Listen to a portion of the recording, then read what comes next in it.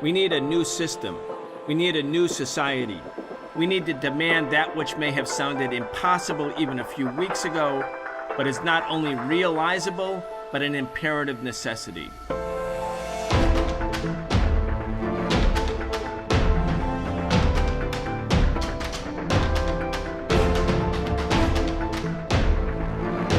The war in Ukraine enters a new phase. Leaders of NATO meet in Brussels and fear a negotiated settlement between the Zelenskyy government and Russia.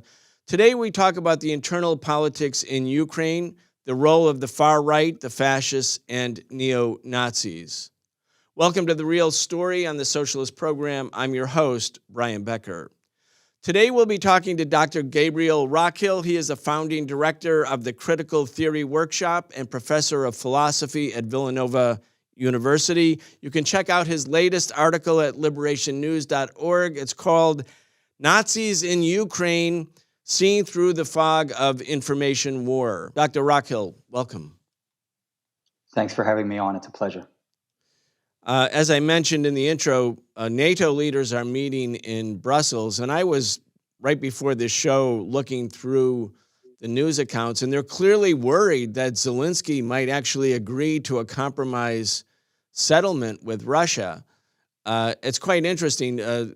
Jake Sullivan, the National Security Advisor, says, oh, yes, of course we support Zelenskyy's right to negotiate, but of course there are also limits, and we're sure that he's focused on victory, meaning the U.S. wants to win the war, and in many ways, Ukraine is a proxy war for the United States. They want to win the war. They don't want to end the war. All these crocodile tears about Ukrainians, and of course, the suffering of Ukrainian people is real, but the crocodile tears from the same people who don't want a negotiated settlement, and the same people who actually refuse to negotiate in good faith prior to the February 24th Russian military invasion into Ukraine. I don't think they give a damn about the people in Ukraine, and I think it's quite clear by the tone and tenor of the comments on the sidelines at the NATO summit that they don't care. Oddly, or maybe it's not so odd, Dr. Rockhill, there's other sectors within Ukrainian politics who also don't want the war to end, and who also have been preparing for the war. And by those forces, I mean the right sector, the Azov Battalion, the other far-right parties, the parties that are either fascist or neo-Nazis. Of course, Putin announced on February 24th that the purpose of the Russian invasion was to demilitarize and denazify Ukraine. And some people, I think, wrongly got the impression that Ukraine is a fascist country, which of course it's not. But that doesn't mean that there aren't fascist forces in Ukraine, and it doesn't mean, even if they are a relatively small part of the body politic, that they don't play a very important and at some points decisive role, which brings us to your article on liberationnews.org. I want you to talk about that, about what the real sort of relationship of forces is between the far right in Ukraine. And then after that, I want to go back to a misnomer that the United States government, because it fought against Nazi Germany and defeated Germany, is committed to a path of opposition to fascism in Europe and elsewhere. But let's start with the internal situation. What's your estimate of what's going on or has been going on in Ukraine, especially since the 2014 coup in Maidan that toppled the old government? Well, probably the best place to start is the longstanding interest on the part of the United States government and, of course, the capitalist ruling class that oversees its political elite in supporting militias and fascist forces that fight against, originally during the so-called Cold War against socialist Soviet Union, but then they continue that fight in various ways against what is now a capitalist country, but a country that they do not want to have kind of emerge as a force that would call into question some of their imperialist reign over the world. And so one thing I think it's really important for your viewers and listeners to understand is that, yes, it is indeed the case that there's a, purported liberal democracy within Ukraine, like there's a purported liberal democracy in the United States. But that does not mean by any stretch of the imagination that there aren't fascist forces, and very important ones, that are involved in military operations that run both private vigilante militias, but then also that run militias that have been integrated into the army. It also doesn't mean that there's not a widespread cultural fascism. Again, I think your viewers and listeners should think both about the Ukraine and about the United States in these instances, where there is a celebration and a glorification of Ukraine's past, particularly its collaboration with Nazi forces. There's also been a direct cultural attack on the communist history of Ukraine. And I hope we'll have an opportunity to talk about the anti-communization laws, which basically make it illegal now to celebrate the Soviet Union, its symbols, and other such things. And so it's a multifaceted phenomenon that people have to understand, where you can have a purported liberal government that nonetheless financially supports and aids and abets both fascist forces and the kind of symbolic or cultural war that's going on, that's trying to make Nazism, fascism, something that should not only be palatable and acceptable, but in fact defended and celebrated as kind of freedom fighters and other such things. So this is just a beginning point, but a kind of big picture overview of some of these issues. Indeed. Let's talk about the Azov Battalion and Right Sector and those forces, and the role they have played internally in Ukraine's politics. In the parliamentary elections in 2019, the far right fielded candidates, and they got a fairly small percentage of the vote. I think about 2.1% or something like that. They, in fact, even lost seats that they had held in the parliament. So when Putin makes the assertion that we have to invade Ukraine to denazify Ukraine, it would seem like, well, wait a second, the Nazis or the fascists or the far right, they call themselves nationalists, by the way. They don't always, they use Nazi or fascist emblems and insignia and slogans and icons, but they present themselves as Ukrainian nationalists, essentially. So they basically did quite poorly in the parliamentary election. But when you go back to Maidan, what happened in February 22nd, 2014, there was a coup d'etat the day after the previous government, the Yanukovych government, that was trying to balance between East and West. It wasn't pro-Russia. It wasn't anti-EU. Yanukovych, a corrupt but democratically elected government, wanted to integrate Ukraine into the EU. The EU gave Ukraine an ultimatum that said, basically, look, you accept our deal, the terms of your entrance into the EU, which is not as a full partner. It's called an EU association agreement, which basically was an austerity plan for Ukrainians, like what the EU imposed on the Greeks, except maybe even worse. And Yanukovych said, well, we want to come into the EU, but we don't want that deal. So we say no. And the EU said, look, this is an ultimatum. Take it or leave it. And at that point, the people in Western Ukraine in particular, who are more oriented towards Europe, start having protests in Maidan, in the center of Kiev. That's September, October 2013. And the protests go on and on and on.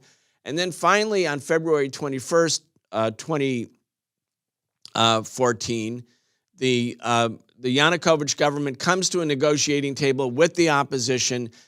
Yanukovych agrees to pull the police out of Maidan. There had been lots of street fighting. There was violence on both sides.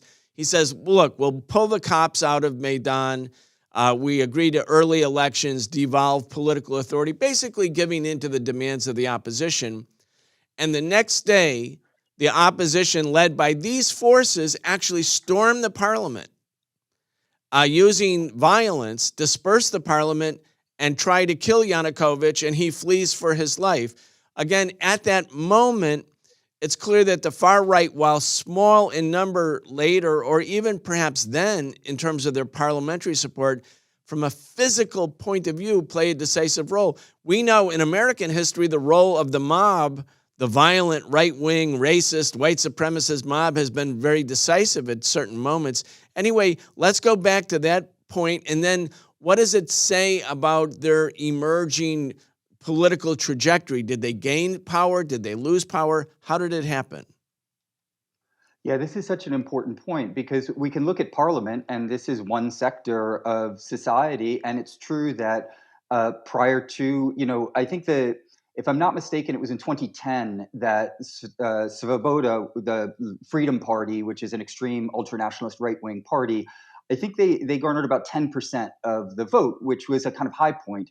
And as you pointed out, in the most recent parliamentary elections, they got 2.15%, and it didn't even go beyond the 5% that was necessary in order to have representation in parliament. That does not mean, though, if you don't have representation in the parliament, that there aren't forces on the ground. And so the Maidan coup is, of course, so important for understanding. It really sets the stage for what's going on today. And people need to recognize the fact that the conflict or the war in the Ukraine didn't start in 2022. In many ways, it started in 2014. And we'll kind of hopefully flesh out some of that context. And so one of the key elements was the funding and support, of course, on the part of the United States and other imperialist powers in the West. Victoria Nuland, this is regarding the Maidan coup, actually bragged about, spending some $5 billion in the Ukraine. And what was that money put to? I mean, it's put to a number of things, but one was supporting, propping up, militarily training and arming battalions like the Azov battalion. And you're absolutely right, and I hope we'll touch on this too, that Azov today has been reworking their image. And so the leader of the Azov battalion was interviewed just a few years ago and said, well, there's probably about 10 or 20% of us who are Nazis, but the rest of us aren't, 100% Nazis. This is, trying to basically take an ultra-nationalist, anti-socialist, pro-capitalist orientation and say, well, it wasn't exactly identical to what the Nazis were doing. At one level, that's true, right? But there's an enormous continuity between these projects, and the fact that you'd have the Azov battalion having 10 to 20% of Nazis means that all of the other members of the battalion are at an absolute minimum fascist Nazi collaborators, right? So the Azov battalion was born in 2014 and played a really important role in the Maidan coup, along with right sector and other fascist militias. They helped consolidate the power for the post-coup government. They ran intimidation campaigns against leftists, as well as against various political leaders. They ended up setting up indoctrination camps for the youth, right? So they played a very significant role in civil society and in the immediate kind of street battles. In fact, one of the moments of the Maidan coup that is so important, and it's often referred to as perhaps the greatest Nazi or fascist atrocity since World War II, is when 42 leftists were incinerated by fascists in the Oseta trade union building. And so this street violence was a really central element in the Maidan coup.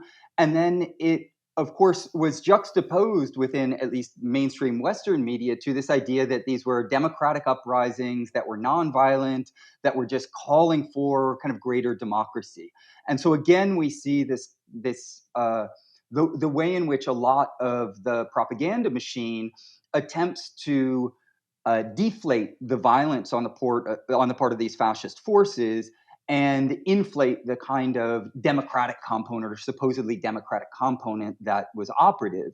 What's also important for this story is the Azov battalion was then integrated into the Ukrainian National Guard. And this pattern, people should know, is exactly the same pattern that happened in Nazi Germany, right? Where you had the SS troops that were originally vigilante troops, and then they were integrated into the state apparatus once power was consolidated. Same thing happened in Italy, right? With the black shirts. So these, might have slightly different histories, but there are patterns that we really have to understand and identify. And since 2014, there has been an ongoing assault on the Russian separatist movement in eastern Ukraine because the Russian dominant population in these regions, once fascists came to power, decided that they didn't want to be part of Ukraine anymore and would be better served by reuniting with Russia in some capacity.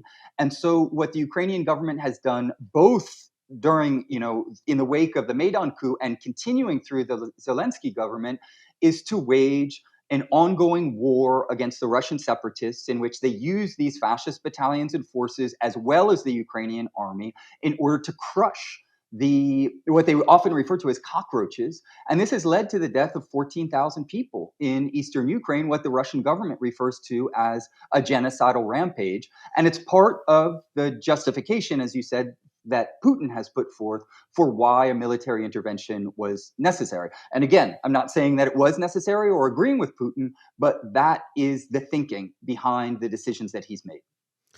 In a moment, Gabriel, we're going to play an audio clip from Andriy Biletsky. He's one of the leaders of the Azov Battalion, talking about the role they played in Maidan. Because in Maidan, in the protests, it would be a caricature to say the people were fascist because they were protesting against Yanukovych. Many different political currents were there. There was an anti-corruption element of the protest. There was a desire to be with the EU from people who historically in the western part of Ukraine didn't look to Russia. They looked more to Europe. There was, it was a very diverse group. But that's true about all social movements. And I think that Biletsky in this video clip that we're going to show actually describes that, yes, we, the fascists, are a minority, but we are a decisive minority. And I think that's really important for people to understand.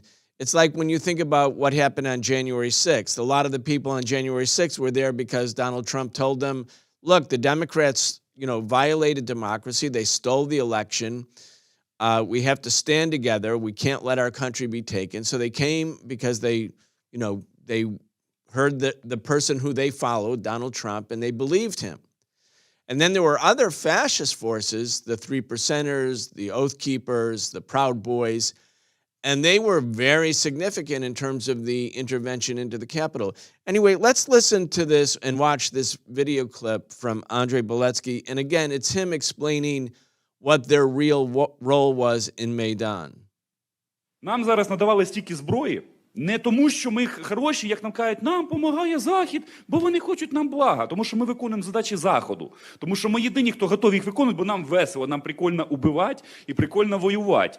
І вони думають, вау, давайте вже подивимося, що це буде. Тому виник цей новий альянс, про який зараз говорять там Туреччина, Польща, Британія, Україна. Тут ми тут флагман, тому що ми затіяли війну, якої не було вже останніх 60 років. Так от, уявіть собі, скільки в нас зброї, скільки в нас ветеранів. А це є, вже йдеться про те, що нові політичні альянси вже глобального рівня, нові політичні виклики.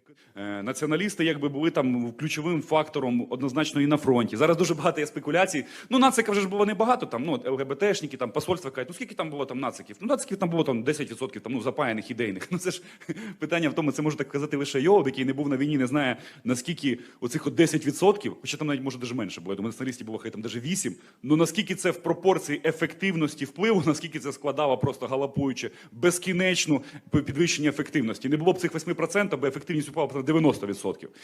То тут не в числі мова. Так само, як на Майдані. Зараз вже почали ліваки, там, фонди Бьоля там, і так далі перераховувати. Націоналістів там було, там, да, вони були впливові. Там.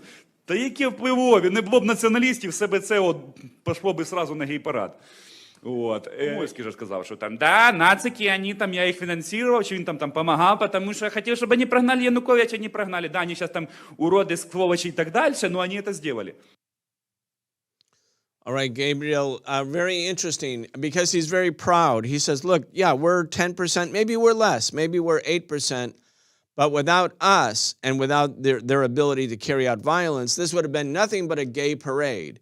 Which shows that while, yes, it's a diverse crowd protesting against Yanukovych, there were probably progressives, leftists, the LGBTQ community, lots of different people from especially the western part of Ukraine.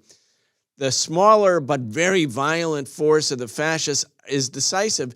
And that goes back to what you were talking a little bit about what happened actually in Germany in the rise of Hitler.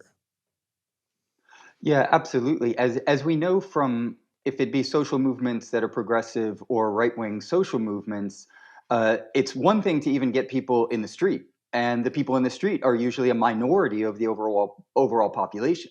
But then what happens in the street is largely dependent on those who take leadership within the street, and more specifically, those who are armed, connected to the state, financed by the capitalist ruling class.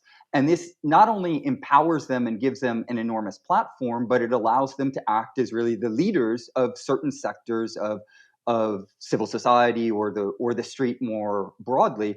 And so I think it's really important to identify that, yes, quantitatively, it is the case that they in Maidan and even today, they don't dominate every aspect of society within Ukraine, but qualitatively, they play a central role, these fascist battalions like Azov and others, precisely because they're well-funded, they are well-armed, and they take up leadership positions that can really turn the tide, as they did in the Maidan coup. And another thing that I'd just like to mention about this leader, Andriy Biletsky, whom we just heard, is that he's not only the leader of the Azov battalion, he was the original founder as well, or involved in the leadership and founding of both the Patriot of Ukraine and the Social National Assembly, which are right-wing, ultra-nationalist, basically fascist groups within the Ukraine. So even just the Azov battalion is one of some 30 militias that are operative, many of which self-identify or would be objectively identified as fascist. And one thing that Zelenskyy is on the record stating, I think should really stick with us, and that is, quote, "The historic mission of our nation in this critical moment is to lead the white races of the world in a final crusade for their survival, a crusade against the Semite-led Untermenschen." Untermenschen, of course, is the term that the Nazis used for the inferior races, right? And so it's also important that the ideological orientation is so reactionary and extreme that this is what's driving some of these forces. Yeah, Ukrainian nationalism has, it's a very complex story when you look at Ukrainian nationalism. Of course, after, Putin denounced Vladimir Lenin and the policy of the Bolsheviks for having even created a republic called the Socialist Republic of Ukraine. That was in 1922 and then ratified by the 1924 Soviet Constitution. The policy of the Bolsheviks was to emphasize the rights and aspirations of non-Russian speaking populations that had been conquered by the Russian Empire, including, in this case, people who spoke Ukrainian, who were part of Ukraine, the territory of Ukraine. The Soviet policy was to include the Donbass, that's the eastern region, which is ethnically not Ukrainian, but Russian-speaking, but was a more industrial part of the country. Ukraine in 1922 was basically, the territory of Ukraine was basically very rural, very agricultural, predominantly peasant, with an intelligentsia, of course, and a certain sort of bourgeois elite, but basically a peasant country. The Donbass, which was more of an industrial region and more Russian ethnically, was brought into Ukraine as the Soviets constructed this very complex policy of trying to unite the Russian and non-Russian peoples of the former Russian Empire, who were now together, many of them, in the Union of Soviet Socialist Republics. And the Bolshevik policy was to emphasize what was called indigenization, which meant people in Ukrainian political offices should speak Ukrainian, schools should teach, and students should learn Ukrainian rather than just Russian. It was a very multicultural approach towards the Ukrainian speaking part of the population. So the big point that Putin is making is that this is really not a republic. It's not really a nation. It's not really, should not be an independent policy. He said, if anything, you could call it Vladimir Lenin's Ukraine. But of course, from our point of view, the point of view of the socialist program, the Bolshevik policy was a correct policy. It provided the basis for solidarity between the different peoples who made up the Soviet Union. And, for the longest time, from 1922 to 1991, most of the people in Ukraine and most of the people in Russia were sisters and brothers and comrades and shared the benefits of socialism together, built socialism together, defeated Nazi Germany when it invaded the country in 1941 together. They lost millions together. But there was an element of Ukrainian society that was never with that program. Stefan Bandera, the OUN, what are called the Ukrainian nationalists, they actually did collaborate with Hitler. They had some differences with the German Nazis over what kind of sort of nationalism or fascism would be imposed on Ukraine. Of course, the Germans wanted to have it their way on all things. But they were together in terms of fighting a mutual foe, which was the Russians and the Soviet Union. Let's just talk about that history, because the same forces that we're talking about, the Azov Battalion, which is not simply a battalion now, it's an Azov movement, the right sector, the other far right, they identify with the people who were working with the fascist invaders of Ukraine in 1941. Let's talk about that. Yeah, absolutely. I mean, Stepan Bandera is now considered, he was glorified with the Hero of Ukraine Medal of Honor. And if we look into his history, you know, he was one of the leaders of the Organization of Ukrainian Nationalists, the OUN that you mentioned, as well as the armed wing, the Ukrainian Insurgent Army. And the positions that these two organizations took was to collaborate with the Nazis against the Soviet Union in World War II. And the OUN played a very significant part in the genocidal extermination that took place within the Ukraine.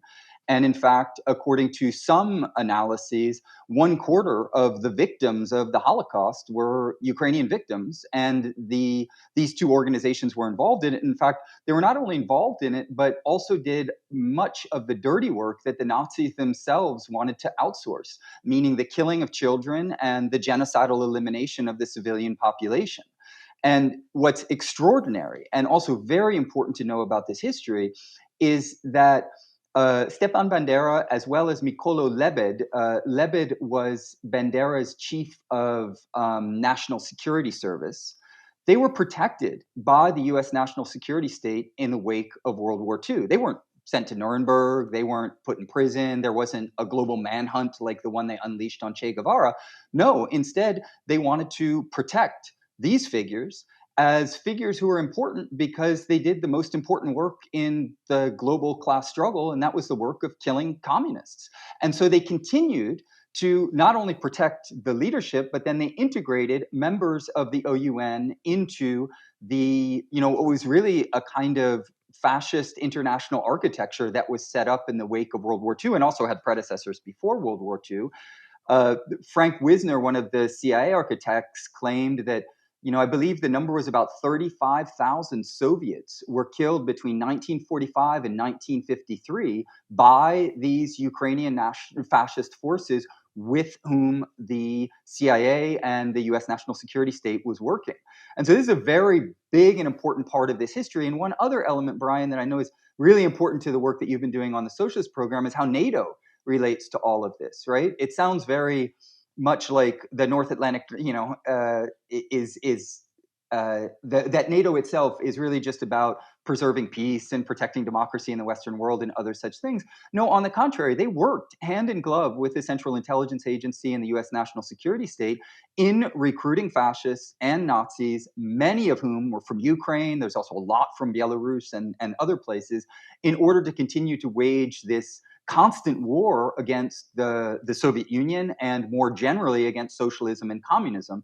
And so it's important to see the continuities here, right? So that we don't just get caught up in the most recent months of the war, but see that there's a deeper war that is an imperialist war that has the United States working with NATO in order to recruit, support fascist forces in the ongoing war on socialism, if it be the socialism that was manifest in the USSR or leftist and progressive forces. As we know, Zelensky's banned 11 parties in the Ukraine. He's arrested communists. And again, he's refused to go back on the anti-communization laws. So there's a really direct, both symbolic and material war on socialism that's going on in the Ukraine.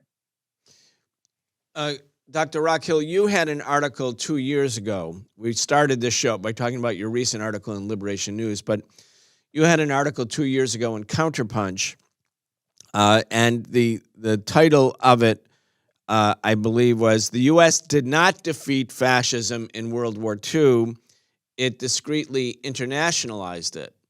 And some of the points that you're making are referenced also in that article. And I just want to bring it home to people how important this was. There was Operation Paperclip. There were other intelligence operations where the U.S. was deliberately recruiting senior leaders of Nazi Germany in the military, in the scientific community, and integrating them into the U.S. or into NATO, into the Pentagon, into NASA. I can remember reading an interview with Wernher von Braun, who was the architect of the V-2 rocket that was, devastating London by Nazi Germany at the beginning of World War II. And when he was asked, well, how did he feel about having been brought to the United States? And he was, in fact, the architect of NASA and the man on the moon mission. And they said, well, how do you feel to have changed sides, to be with your former enemies? And Wernher von Braun said something, I'm paraphrasing, obviously, but he said something like, we were always really on the same side. Our real enemy was the communists. Our real enemy was the Soviet Union. But let's just talk about the dimensions of this, both for NATO, how important Nazism, the integration of Nazi military leaders was to NATO, with NASA, with Operation Paperclip, and some of the intelligence operations that went on for decades. They didn't stop right after World War II. Even when there was détente between the U.S. and Soviet Union in the 60s, a lot of these operations were very robust, very aggressive. Yes, absolutely. And in that article, I give a lot of the references for some of the things that I'm going to say, because, of course, when you talk in this manner, people might begin to wonder, well, what's the basis for these claims? And so I'd encourage people to dig in, because it's actually extremely well documented.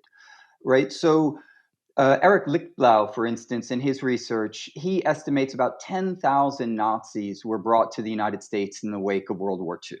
1,600 were brought in through Operation Paperclip, and they were the brains of the Nazi war machine. They were given university positions. They were given research assistance. They were promised nationality if their research into weapons of war and destruction bore fruit. The part of this operation also was securing the intelligence services of the fascists and Nazis and redeploying them against the Soviet Union. Reinhard Gehlen is one of the most important figures in this regard, because he was brought to the United States. He was the head of the intelligence services in Nazi Germany against the Soviet Union, right? So he is an extremely important figure. He was recruited by the CIA, brought to the United States. He was actually brought to a New York Yankees game, right, to kind of celebrate American culture, and then was put in charge of the intelligence services in Nazi Germany and proceeded to recruit many of the former associates, meaning Nazis, with whom he had worked. And this was not only in Nazi Germany. Valerio Bulgaria, the man referred to as the Black Prince, one of the leaders of what's called the neo-Nazi movement, but of course, we don't really need neo here. It's a continuation of the Nazi movement. He was one of the major fascists in Italy, and they did the same thing in Japan, right? So this was an international project, and the connection to NATO is really important. I point out in the most recent article that you highlighted that the chief of the general staff of the army under Hitler, Adolf Heusinger, was recruited by NATO and became the chairman of NATO's military committee. And this was only one of the Nazis who was integrated into the leadership of NATO. Hans Spiegel is another one, right, who oversaw and argued for the rearmament of West Germany and took up a leadership position within NATO. And another very important part of this history, Brian, is Operation Gladio. And that was the set of secret stay-behind armies that were established by NATO in all NATO countries, including 4 neutral countries, that were stocked with fascists and Nazis.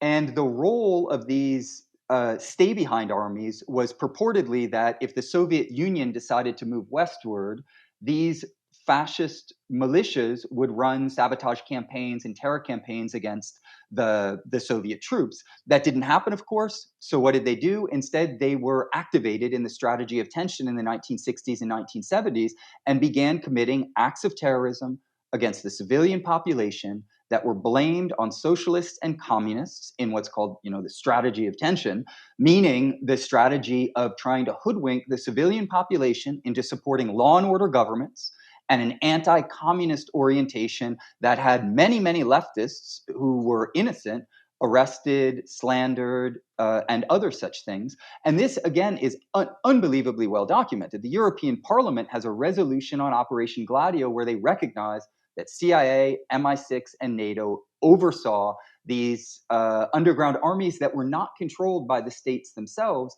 They were overseen by this network of national security state operatives. In fact, I would encourage as well your listeners and viewers to check out, there's a documentary film, I believe it's on BBC, and it's available on YouTube, where they have interviews with some of the fascists who committed these acts of terror, including Vincenzo Vinciguerra, who explains in great detail how important it was as a fascist to kill children and women in these acts of terrorism and to blame it all on communists so that, the psychological warfare would kind of parallel the terrorist warfare. And again, this was all overseen by NATO, right? Really important history for all of us to know. Daniel Ganser's book, NATO's Secret Armies, is the single best book, in my opinion, on this topic, but there are many others.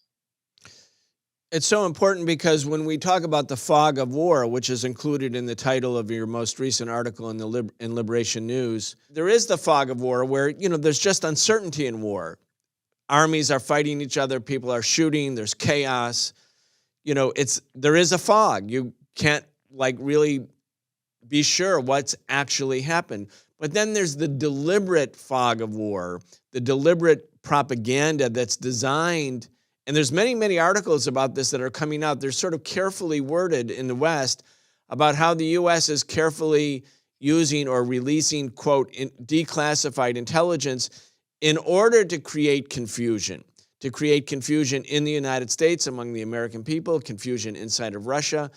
It's not a small part of war. I mean, it's always been a part of war, but now it's actually both a science and an art. Absolutely, Brian. And thank you so much for bringing this up because, of course, there's the fog of war, but a lot of the fog of war is produced by the fog machines. And the fog machines include the public relations companies and organizations, in fact, that far surpass the number of journalists, right? We have more people working in PR than in journalism. We now know, and it's important to look back at these moments of warfare and what exactly was going on the ground. We now know that the Rendon Group, one of these PR firms, was paid $23 million by the Central Intelligence Agency to create anti-Saddam propaganda after the first invasion, right? We also know that Burson Marsteller, one of the other major PR firms, right, they've received a lot of money to whitewash the Argentinian junta and do other such things. And so public relations and the war on the minds of the general population is absolutely essential to what's going on. I think it's also important that Ralph McGee, who was a member of the Central Intelligence Agency for 25 years, probably said it most clearly. He said, one of the central functions of the Central Intelligence Agency is not to gather information and intelligence. It's to produce and disseminate disinformation to the general public. And that operation has included working with hundreds of journalists, right? This is all part of the public record. Look at the Church Committee, look at Carl Bernstein's work on this. Literally hundreds, some 400 journalists were in the pay of the CIA, according to Bernstein's account. Some 800, according to Crudsen's report that came out soon thereafter. And the number likely surpasses that. And the intelligence agencies also actually own news networks and news services, and many of them globally. Forum Service is one of the most famous of them, but there are many others. And all of this kind of architecture amounts to what Frank Wisner referred to as the mighty Wurlitzer. They want to control the narrative and every single aspect of the narrative. And so they have fog machines that they've been perfecting for decades and decades.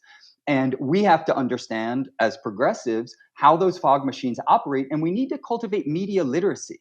It's one of the things that we're not trained in schools. we're generally not trained, even within the movement. I think there needs to be a lot more critical media literacy. Who's paying for it? How are they framing it? How's it being disseminated? What are the public relations campaigns that are being run, and why are they being run? And also, a very important part of that is how can we build power in order to get narratives that are grounded in the truth and in the broad social movement for progressive egalitarianism. How can we get that message across? And of course, Breakthrough is a very important platform for doing precisely that. So the fight back is essential. Yeah, we're focused right now on Europe and on Ukraine, but this CIA use of fascists, or the U.S. government's use of fascists, or the Pentagon's use of fascists, or the hiring of fascists, the training of fascists, it's truly global. And, you have benign sounding names like the School of the Americas in Fort Benning, Georgia. Well, what was the role of that school? It was to train all of the military leaderships in Latin America, many of whom were operating death squads against the left. And so as you kill the left, as you destroy the left, as you imprison the left, you also at the same time have this propaganda war demonizing the left. You think back when I was a kid, we heard about Patrice Lumumba in the Congo. And, we were told, oh, Patrice Lumumba, he's awful. He's like a terrible dictator. He's a Soviet agent. And of course, he was leading the struggle of the people of the Congo to break free from colonialism and the genocide that had been imposed on the people of Congo and Central Africa. But this is truly a global war. When you think about what's happened to Cuba, thousands, more than 3,000, a little bit less than 4,000 Cubans have died over the decades by terrorist operatives, mainly based in Miami, funded by the CIA, who plant bombs and carry out terrorist acts against Cuba. And then the Cubans are the Cuban government, the targets of the terrorism, and these are truly fascist forces. The Cuban government is demonized and projected as the great abuser of human rights, and has these draconian economic sanctions designed to create even more suffering among Cubans. And then with the hope that if the Cubans suffer enough, they'll blame their own government for their suffering, which is, of course, part of a willful U.S. strategy. So you have real war, you have economic war through sanctions, and then you have the information war. Again, it's a hybrid war. It's a coordinated war. No stone is left unturned by the people carrying out this war. Yeah, absolutely. And the School of the Americas, of course, is so important in this regard, as well as John Stockwell, a former member of the CIA, pointed out that there's also the public safety program. And the public safety program for decades ran some of these training programs where they would hire Nazis and fascists in order to train militants around the world. And in fact, to bring this back to the Ukraine, this is a very important part of why Ukraine, you highlighted the natural resources and Ukraine's geostrategic positions, and these are also very important.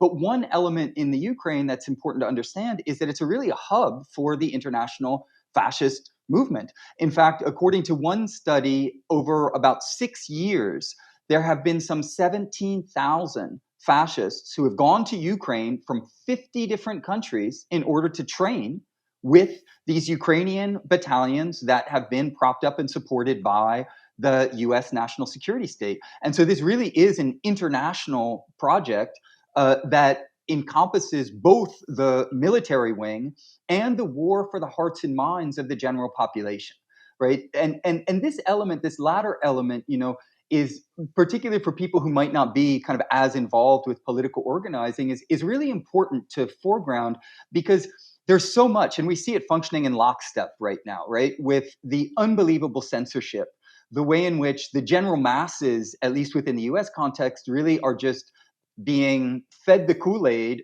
but they are drinking it in such a way they don't even recognize it. It's like they have a Kool-Aid IV, and they think that what we need to do is just defend the freedom of the Ukrainians against the Hitler-esque like Russian invasion. And all of that really misses this broader contextualization. And so the weaponization of information is a big part of warfare, if not the central part. You know, I've looked at so many internal documents through Freedom of Information Act requests where the national security state says as much. The most important war is the war for the hearts and minds of the masses, right? Because killing takes time and energy, and you have to run cover operations and other such things. And so the propaganda war is something, you know, I know I'm going on a little bit at length, and maybe this would be better for another show, but the propaganda war is one of the central wars that's going on, and it's constant.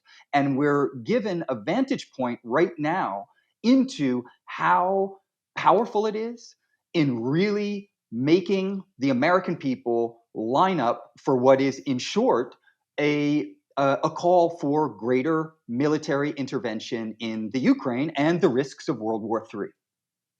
I want to go back for a moment to the internal politics in Ukraine. Zelenskyy won the presidency on a program of building peace with Russia and ending the civil war that started after the Maidan coup in 2014. Zelenskyy speaks Russian. He's from a Jewish family. He grew up in the eastern part of the country. He promised peace. And he won a very surprising, a really surprising number of votes, a big majority, actually. Now, the force that he fought against and beat was Pedro Poroshenko, who was very Russophobe, really, very much promoting the war in the eastern part of the country. As we said, the fascists lost many of their positions, or they had a very small vote in that same election, less than 3%, about 2.1%. So Zelenskyy comes in, and he's not a fascist. Zelenskyy was not a fascist. But about 2 years ago, in 2020, this very important press conference happened where one of Zelensky's senior advisors, also a comedian, by the way, was talking about Minsk II was the way to go forward for peace. And I think the press conference may have been in Mariupol or one of the eastern cities. And the Azov battalion people march in, and they point their finger at him and say, "You are a traitor. You are committing treason against our country." And the reason is that he classified what was going on in the eastern part of the country as a civil war. And they said, the Azov fascists said, "This isn't a civil war. This is a war between Ukraine and Russia. And by you characterizing it as a civil war between Ukrainians, that shows that you're a traitor." And then he retorts. He says, "No, actually, if we want to have peace, we have to live up to the Minsk agreements. There were two of them." Then the Azov people start chanting, and they march to the front of the press conference, and they take this guy, he's an older guy, and they throw him down on the ground. And that's how the press conference ends. And a little bit later, I think a week later, he's fired. Now, he's a senior advisor to Zelenskyy. He's fired after, some of the Azov people were also arrested for doing this, but he's fired, he's let go. Now, over the past period, you have Zelenskyy banning 11 parties. All of the opposition news stations have been shut down. There's been the creation of a centralized state-run media campaign openly, and he said we must have a unified information policy. The parties that are shut down are parties that have a strong political base in the country. They're not minor. Some of them are not minor parties. They were the parties that favored Ukraine being neutral and favored peace with Russia. And of course, 43% of the population in Ukraine speaks Russian as their first language. And, when you look at that record and you see what Zelensky's actually done, he's partnering with the people who he was originally not partnering with. And the people who he was partnering with before have been let go. So in a way, there has to be nuance in this presentation. Zelenskyy, not a fascist, but in order to survive politically, I believe, has made a pact with the fascists.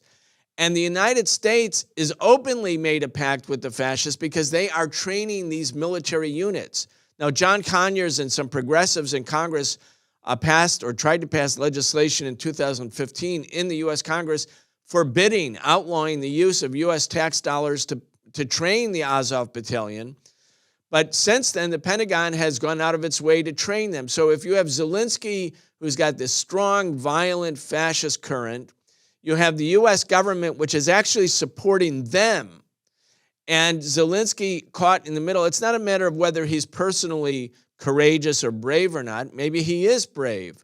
But politically, you can't really survive in the political environment in Ukraine of the last couple of years without taking this hardline anti-Russia position. And now we have this meeting that started Wednesday in Brussels for NATO, where all of the NATO leaders are saying, yes, we want a negotiated settlement, but not at any cost. You can't make compromises that allow Russia to claim any kind of victory. Meaning Zelensky's under pressure internationally too. I don't think he has really much room to maneuver for a settlement. So in a way, Zelenskyy may be, while he's being touted in the West, he may be sort of an accidental figure and actually not that important as an individual because the larger political forces are really determining the outcomes here. I think that's such an important point, Brian, particularly because if people know about Zelensky's past, you kind of alluded to this in passing, he was an actor. And what did he play? Well, he played a Ukrainian president, someone who ran for the president and was elected president on an anti-corruption bill, or platform. And the TV show was released on a TV channel that was partially owned by Ihor Kolomoisky, who's also an important figure in all of this because he was the principal funder of Zelensky's campaign for president, right? So we have, and we can think of other examples in the past, right? Reagan comes to mind, or Trump for that matter, right? These TV celebrities turn presidents who have enormous financial backers. An important part of this, though, too, and I couldn't agree more that these are complex relationships, and we should never just flatten them and have kind of simplistic narratives like Zelensky's a fascist, or all Ukrainians are fascists, or other such things. This gets us nowhere, really, because it's untrue, and also because it just leads to kind of bickering and infighting of the most reductive sort. But it is true that Ihor Kolomoisky, this he's touted to be the third richest man in Ukraine, funded Zelensky's rise to power, also provided security for him and other such things. And we know from the Pandora Papers has a number of financial entanglements with Zelenskyy. This oligarch also funds the Azov battalion and is on record funding other ultra nationalist fascist battalions that have been fighting Russian separatists.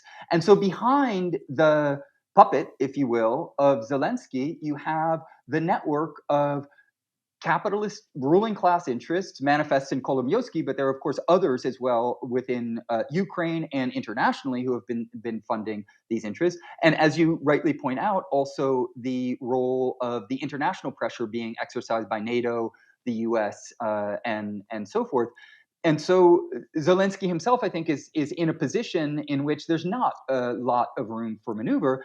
And on top of that, with the Russian separatist movement in the East, at least according to a number of the reports that I've looked at, the Ukrainian army was kind of overrun. They did not have the capacity. And so one of the reasons that the capitalist ruling class and political elites will rely on these parallel structures of fascist militias prior to being, or that aren't integrated into the state, is precisely because they don't have the capacity themselves, right? And so if you look at Zelensky's positions, he's ended up being kind of fine with the ultimate result, which is allowing these fascist organizations to act with impunity because it kind of gets the job done when the Ukrainian state wasn't able to get it done. Another aspect of Zelenskyy, though, I think that is important, is his ongoing support for these anti-communization laws, which literally do, they don't only render any references to the Soviet Union or the positive aspects of communism, they're actually criminalized, right? So it's illegal now to celebrate the USSR and its heritage within the Ukraine, and you can actually face prison time, like 5 to 10 years, depending on what exactly you say or what symbolic manifestations there are. And another aspect of this is that there's a second law that recognizes that these controversial ultranationalist groups that we were just talking about, the Organization of Ukrainian Nationalists, the Ukrainian Insurgent Army, which were Nazi collaborators, they need to be recognized as independence fighters, and it's a criminal offense in the Ukraine to question the legitimacy of their actions, right? So Zelenskyy has allowed for and continued the project of, a kind of cultural anti-communism and a cultural support for ultranationalism and ultimately certain forms of fascism as well. So these are just additional aspects of what I agree is a very complex phenomenon that needs to be understood in all of its intricacies. And again, for our audience that may think, they look at the with horror at the war and the suffering of Ukrainian civilians. By the way, 500,000 Ukrainian civilians have come back into Ukraine, and just in the past couple of days, which is important. It hasn't gotten a lot of coverage that so many Ukrainians are able actually to come back. And sadly, tragically, disgustingly, at the U.S.-Mexican border, Ukrainians are still being, brought in large numbers. 100,000 will be taken in, while families from Syria or Yemen or Central America are just sitting watching. They've been sitting there for months. The racist character of this thing is also very, very obvious. But anyway, my point being that, when you look at the whole situation, we have the rise of a movement that's dominant in Ukraine, the right wing, even if they're not really the majority. And you can see in the writings of the Azov battalion that it's no longer just a battalion. It's a movement. And it's entering many, many spheres. I mean, there's sports, there's mixed martial arts, all kinds of cultural elements, and they're attempting to gain what they call cultural hegemony. And at the same time, Zelenskyy has not only outlawed these 11 other parties and banned the other opposition TV networks, the Ukrainian Communist Party has also been banned since 2015. While it's illegal to talk about the Soviet Union and the Russian-Ukrainian partnership to defeat Nazi Germany, that's not legal. You could be punished criminally for saying good things about the defeat of fascism. The Ukrainian Communist Party is completely suppressed, literally suppressed in its entirety. And so for people in the West who think, we look at Ukraine, we feel their suffering, and start to think, well, Ukraine represents liberal, democratic, progressive values. It doesn't right now. And that doesn't mean you have to think Zelenskyy was a fascist, but you just look at the reality of how this is shaped up. This is not a progressive government, a progressive force, and it won't have a progressive outcome. Zelenskyy, by the way, was talking to Haaretz, the Israeli newspaper, and this is the headline from Haaretz. Zelenskyy says post-war Ukraine will emulate Israel, quote, won't be liberal European, close quote. Now, what that means is that Israel carries out a police state operation against non-Jewish people in occupied Palestine and legitimizes apartheid. And so when Zelenskyy says we won't, be post-war, we won't be liberal Europeans, we're going to emulate Israel, I think we know exactly what that means. Yeah, absolutely. And one way of kind of framing this that I think is perfectly in line with a lot of what you've been saying is that what we can refer to as a dialectical analysis, and I'll keep this very simple, is an analysis that really looks at the complexity of historical and social situations and doesn't just reduce them to single factors, right? And what you have in the Ukraine is, a purported liberal democracy or a bourgeois democracy. And that is, of course, preferable to something like an open authoritarian government or an openly fascist government. And we should never, I don't think, be confused about that. But liberal democracies of this sort have a long and sordid history of aiding and abetting and working with fascist elements within broader society because it allows them to kind of outsource some of the state violence. It also allows them to purportedly maintain some credibility and legitimacy because it's these battalions that are doing things, not, the state itself and other such things. And so that relationship between bourgeois democracy on the one hand and fascist forces on the other is really important to recognize. And of course, your allusions earlier to if it be January 6th or movements within the United States are also, of course, something very similar, right? We can't simply say that, well, the United States is a bourgeois democracy, therefore fascism is not an issue at all. No, on the contrary, we've got to do a dialectical analysis of the details of the situation. And I'm not sure if I mentioned this before, so I just want to go back to and make sure that I highlighted it. This funder of Zelenskyy, Kolomyovsky, also is one of the major funders of the Azov battalion. And excuse me if I already mentioned that, but I wanted to make sure I highlighted this because a lot of these forces are then actually supported by the capitalist ruling class. And so the capitalist ruling class stands behind bourgeois democracies that it funds and supports, as well as some of these fascist elements. And so a dialectical analysis is also looking for, well, what are the driving forces behind society and economics? Well, it's the economic base, really. It is the capitalist ruling class that marshals these different political and social projects. And so the last thing that I'll say is you're so right that Azov Battalion is not just a battalion, right? Some of it has been integrated into the National Guard, the Ukrainian National Guard, but it's now often referred to as almost a state within a state. They run indoctrination camps. They have publishing houses. This is really a cultural hub for the international fascist movement. And we now know that there are some people who have trained in these organizations or with Azov that are most likely connected to acts of terror and extreme right-wing violence on US soil. Right. So we also have to see fascism as a kind of international phenomenon and connect the dots so that we don't think that Ukraine is some just, distant thing that doesn't have anything to do with our experience here in the United States, or for that matter, in Western Europe or other places that your viewers and listeners might be situated. Very, very important points. Gabriel, we talked along with Claudia de la Cruz earlier about the rise of fascism, and we promised everyone we were going to come back and have a discussion with the three of us together about it. And then the Ukraine war has happened, so we're sort of focused on that. We want to come back and do a longer series on the precise issue that you're raising, that fascism is not an accidental phenomena. It's not simply a mistake. It's not just the lunatic fringe. It's an organic connection of capitalism or capitalism in crisis. But the point that you're making, which I think is so important, it's the same point that you started your article in Counterpunch in 2020 when you quoted George Jackson, where George Jackson is making the point, former political prisoner who was executed, that bourgeois democracy and fascism aren't like divided by this great big wall. It's not like on one side of the Himalayas is the wonder world of bourgeois democracy, and on the other bad ugly side is fascism.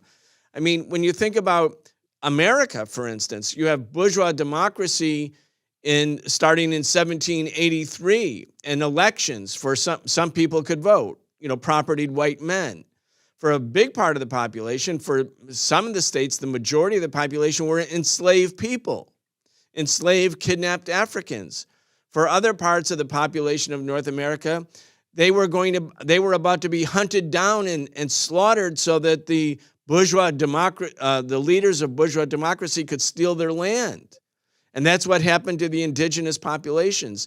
And when you think about the evolution of bourgeois democracy, which again, yes, is better than fascism, but this element of white supremacy, this element of extreme violence and repression and the glorification of violence, the use of pre-capitalist forms like slavery to build capitalism and to enrich the bourgeoisie, as well as just theft and looting from other people. It's a fine line, actually, not a thick red line between fascism and bourgeois democracy, a fine line. And even when you think about Operation Gladio and the other things that you're talking about with the CIA, John Foster Dulles and his brother, Allen Dulles. John Foster Dulles was the Secretary of State. Allen Dulles was the head of the first CIA in 1947. They were admirers of Hitler. If there hadn't been geostrategic differences, they would have been all about Hitler. They really admired the German Nazi model, as did many American bourgeois political figures. It turned out they had a strategic falling out, and they went to war against each other. But their attitudes towards Nazism obviously never changed, because as soon as the war ended, and when John Foster Dulles, by the way, the Dulles Airport in Washington is named after him, a Nazi admirer, and Allen Dulles, they immediately recruited the same Nazis and said, okay, look, let's get back on the same team.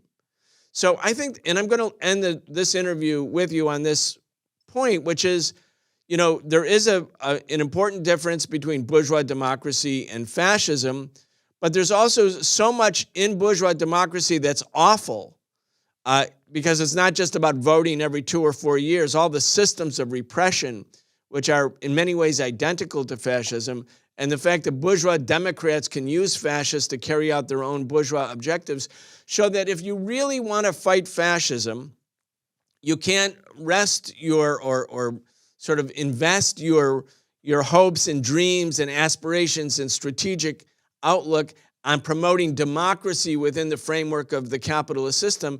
There has to be an alternative to both, to bourgeois democracy and fascism. And of course, our show is called The Socialist Program, which preaches the idea that people should cooperate, there should be international solidarity, we're for peace and against militarism, but we can only accomplish those things within the framework of socialism, where the sort of toxic competition, including competition between states that's emblematic of modern day capitalism, is done away with. Anyway, with all of that, Gabriel, I know you've thought a lot about this, you've written a lot about this. I want to have you and Claudia de la Cruz come back so we can keep talking about it, but I'm going to give you the final word.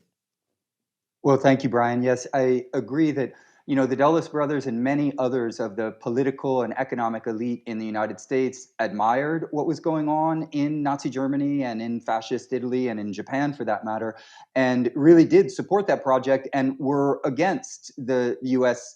entering the war on the side of the Soviet Union. Allen Dulles is on record as saying as much. We're fighting the wrong enemy because the Nazis are Aryan, pro-Christian, and most importantly, pro-capitalist like us, and unlike the Bolsheviks or the Soviet Union.